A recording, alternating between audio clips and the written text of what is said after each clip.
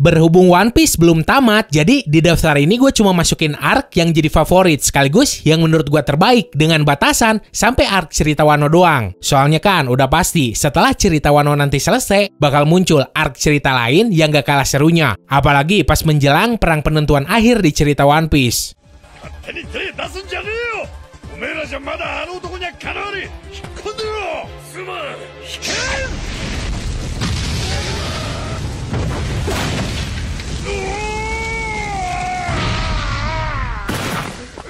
So, selama One Piece berlangsung, daftar ini bakal berlanjut juga kalau seandainya udah muncul arc yang baru. Maka dari itu, demi nunjukin antusias lu sekaligus ngedukung perjuangan gua bikin video, jangan lupa like terus share videonya ke para pecinta One Piece yang lain. Terus buat yang belum subscribe, jangan bengong doang. Langsung aja pencet tombol subsnya sampai jadi abu-abu.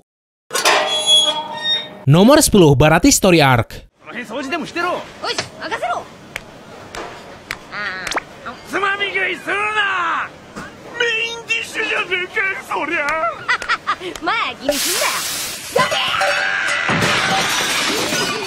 Setelah si Usopp ikut gabung sebagai sniper di kelompok bajak laut topi jerami, plus udah ngeperoleh Going Merry sebagai kapal baru mereka, si Luffy dan kawan-kawan ngelanjutin perjalanannya, nyari seorang koki buat dijadiin kru. Yang kemudian sampailah mereka di restoran terapung bernama Baratie. Tapi pas di situ malah muncul armada bajak laut Don Krieg yang nyerang restoran tersebut. Padahal awalnya pihak restoran udah ngasih si Don Krieg makan gratis pas kelaparan. Gak hanya itu, untuk pertama kalinya di arc ini si Chibukai dikenalin, dan anggota pertama yang muncul lain gak bukan adalah si Mihawk yang kemudian berantem ngelawan si Zoro. Sedangkan si Luffy ngelawan si Don Krieg. Pertarungan pun berakhir dengan kemenangan si Luffy serta kekalahan si Zoro. Pas udah kalah, si Zoro ngucapin sumpah bakal jadi lebih kuat demi ngedampingin si Luffy jadi raja bajak laut.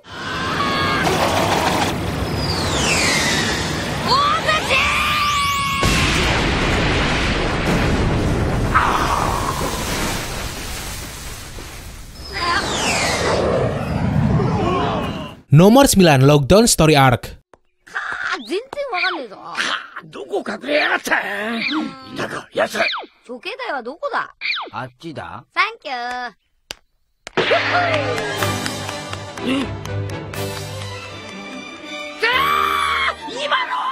Pas di sini sebenarnya lumayan banyak hal yang terjadi. Pertama, terungkapnya kampung halaman sekaligus tempat dieksekusinya Roger si Raja Bajak Laut. Kedua, si Zoro dapat 2 biji pedang baru, Sendai Kitetsu sama Yubashiri. Ketiga, kembalinya bajak laut Buggy plus si Alvida yang pengen balas dendam sama si Luffy. Keempat, ketangkapnya si Luffy yang kemudian bakal dipenggal sama si Buggy. Tapi untung, sesaat sebelum pedang motong lehernya, ada petir yang nyamber menara eksekusi tersebut. Kelima, kemunculan pengguna buah logia pertama, yaitu si Smoker. Dan terakhir, momen yang pas dulu pertama kali muncul, ninggalin kesan wah sekaligus misteri buat yang nonton, yaitu kemunculan orang paling buron di dunia One Piece, Monkey D. Dragon.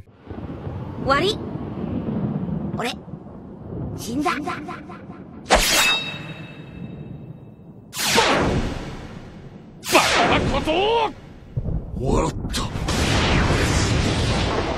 Nomor 8, Arlong Park Story Arc.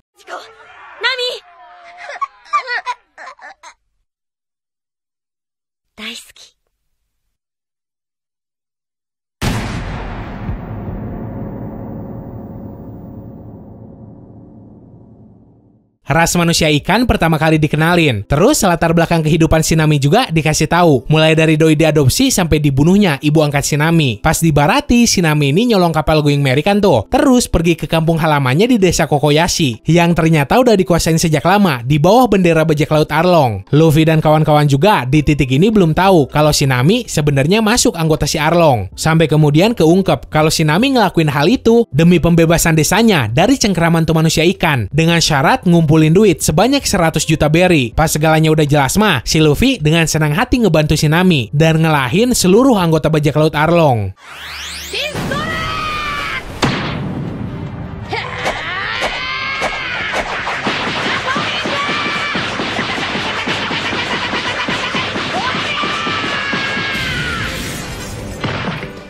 Nomor 7, Arabasta Story Arc.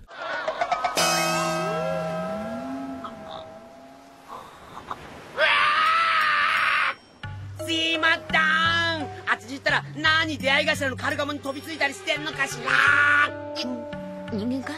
Di titik ini, anggota bajak laut topi jerami nambah 2 orang, yaitu si Chopper yang jadi dokter, sama si Vivi yang numpang doang. Ketika sampai di Arabasta, kebongkarlah rahasia si Vivi selama ini. Kalau Do itu putri dari kerajaan Padang Pasir tersebut, yang lagi jadi agen rahasia buat masuk ke sebuah kelompok kriminal bernama Baroque Works, yang dipimpin sama salah satu anggota si Cibukai, yaitu Sir Crocodile. Kelompok kriminal itu udah ngasih kesengsaraan yang mendalam buat seluruh bangsa Arabasta. Bahkan mereka jadi dalang di balik pecahnya perang sipil antara pihak kerajaan sama rakyatnya sendiri. Selama story arc ini berlangsung, Portgas DS alias kakak angkatnya si Luffy pertama kali dikenalin. Si Robin gabung jadi kru topi jerami. Terus batu poneglyph sama senjata kuno dibeberin juga keberadaannya.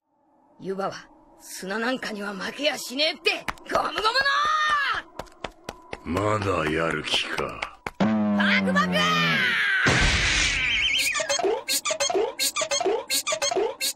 Nomor 6, Enies Lobby Story Arc.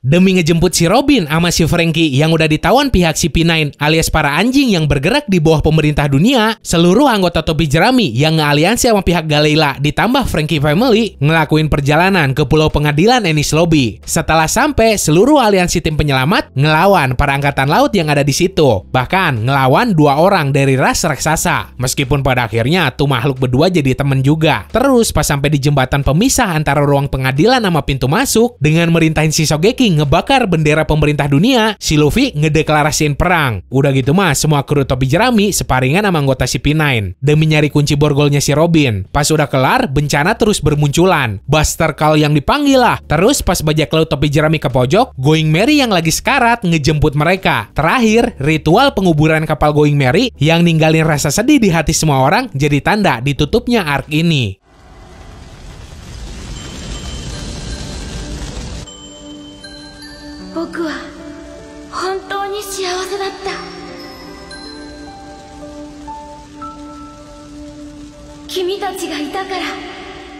Nomor 5, Whole Cake Island Story Arc.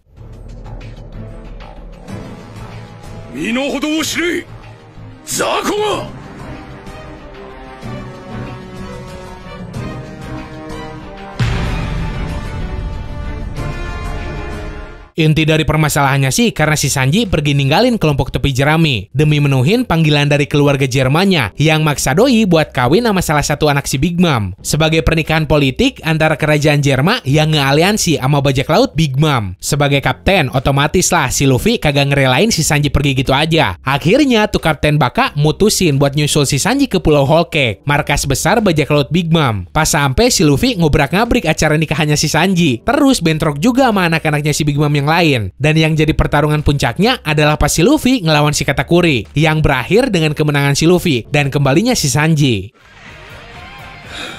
Gomu gomu no Ino Shuraida!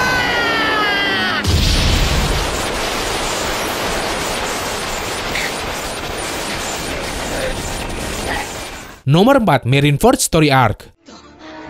Yatto!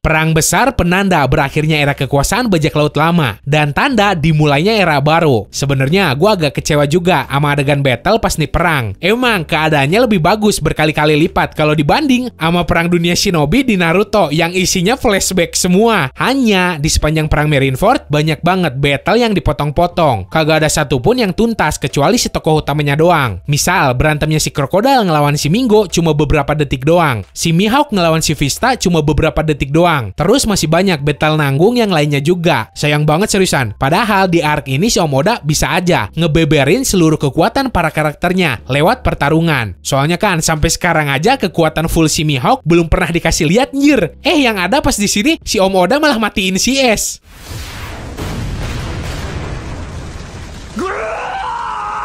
Shirohige mo, sore o oyaji to shita omae mo, kekyoku onaji haibokusha jaki. Nomor 3, Skypiea Story Arc.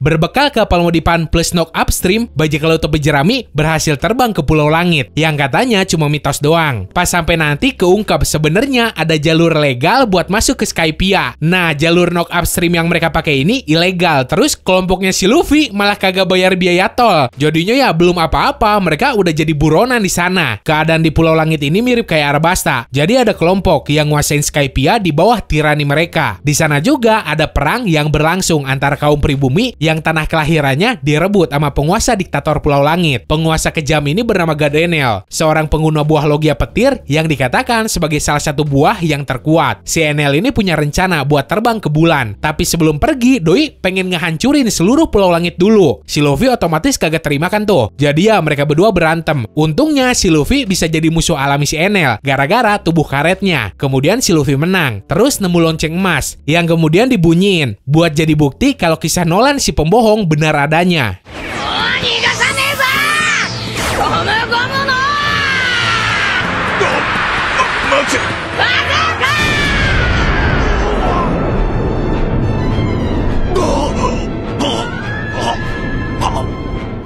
Nomor 2, Impel Down Story Arc.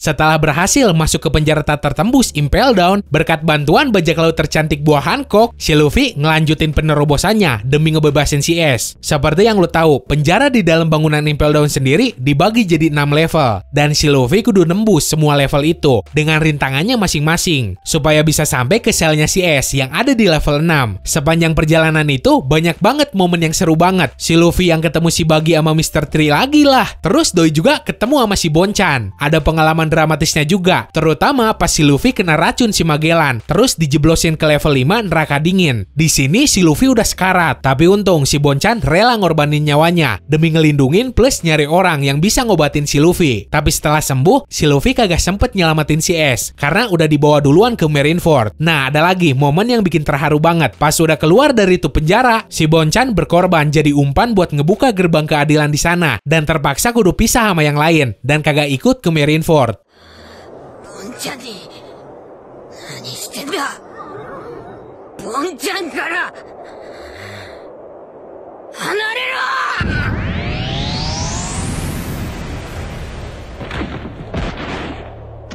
Nomor 1, Wano Kuni Story Arc.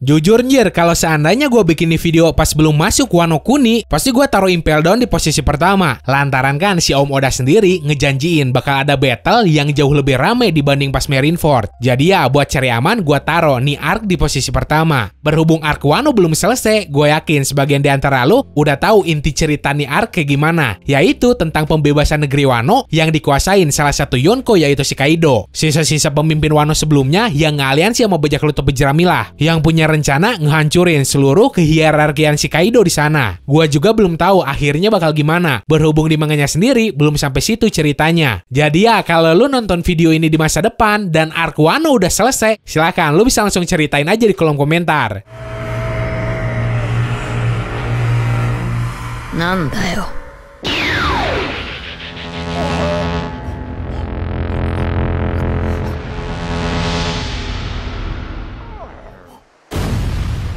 Oke, segitu aja buat hari ini. Tetap ingat, daftar ini murni cuma dari pendapat gua. Pasti kebanyakan di antara lo ada yang ngamuk gara-gara Marineford Story Arc gua taruh di posisi segitu. Hanya ya mau gimana lagi? Soalnya gua suka banget sama cerita yang lain, terutama pas di Impel Down. Mulai dari rasa sedih sampai seneng, semuanya ada di situ. Nah, oleh karena itu, seandainya lo pengen nambahin arc lain yang kagak gua masukin, sekalian buat ngerekomendasiin ke One Piece lovers yang masih pemula, silahkan lo bisa langsung tulis aja di bawah. Semoga lo enjoy dan dan bisa nambah informasi lu seputar dunia One Piece. Sekian dari gua, sorry kalau udah salah sekata. Terus jangan lupa subscribe. Bye!